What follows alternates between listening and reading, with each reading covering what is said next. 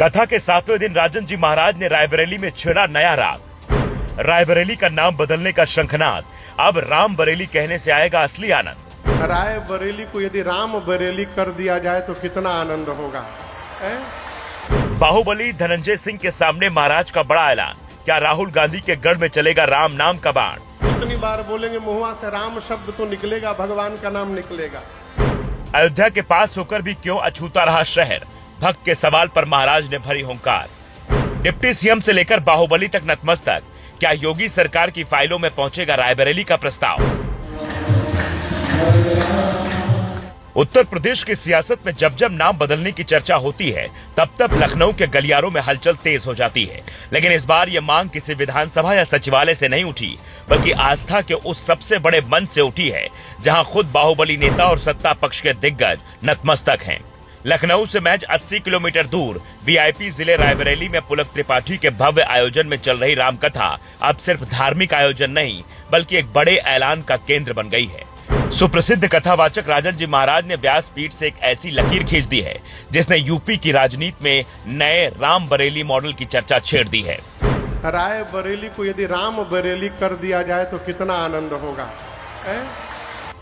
कथा का 7वां दिन जब पंडाल भक्तों से खचाखच भरा था, तब राजन जी महाराज ने एक ऐसी बात कही जो सीधे लोगों के दिल में उतर गई।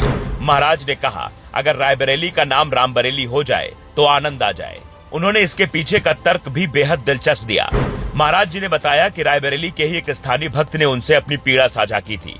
भक्त का कहना था कि अयोध्या इतने करीब है, प्रभु राम वहां पैदा हुए, पले बड़े, तो क्या खेलते खेलते वो कभी रायबरेली की सीमा में नहीं आए होंगे। अगर आए तो फिर इस शहर का नाम राम के नाम से क्यों नहीं जुड़ा, रायबरेली का नाम राम बरेली क्यों नहीं हुआ।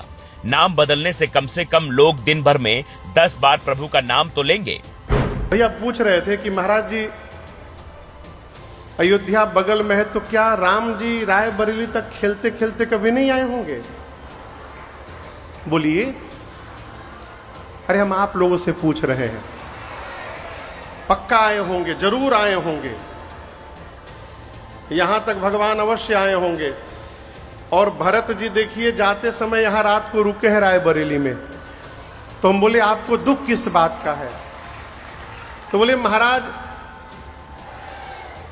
इतने नजदीक होने के बाद भी अयोध्या से संबंध नहीं जुड़ पाता है। बोले क्या चाहते हैं। बोले हम चाहते हैं महाराज रायबरेली को यदि राम बरेली कर दिया जाए तो कितना आनंद होगा।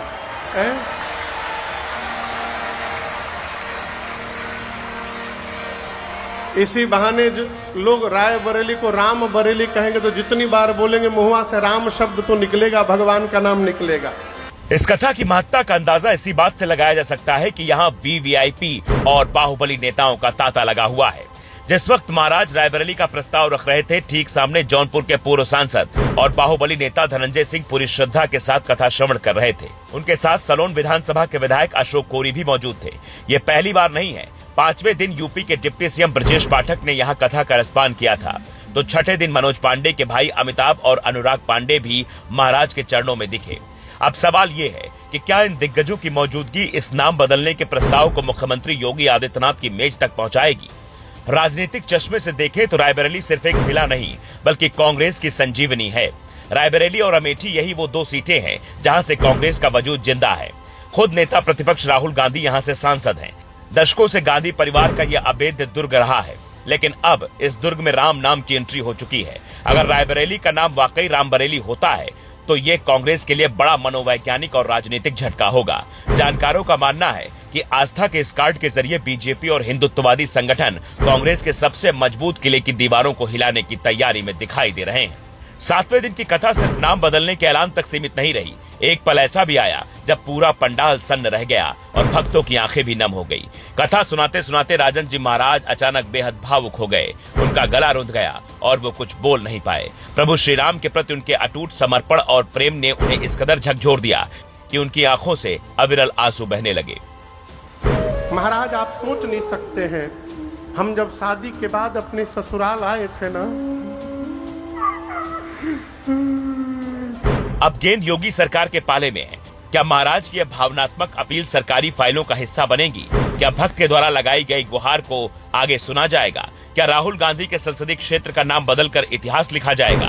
फिलहाल रायबरेली की जनता की जुबान पर एक ही नाम है, Ram Bareilly. Bureau report, the such India.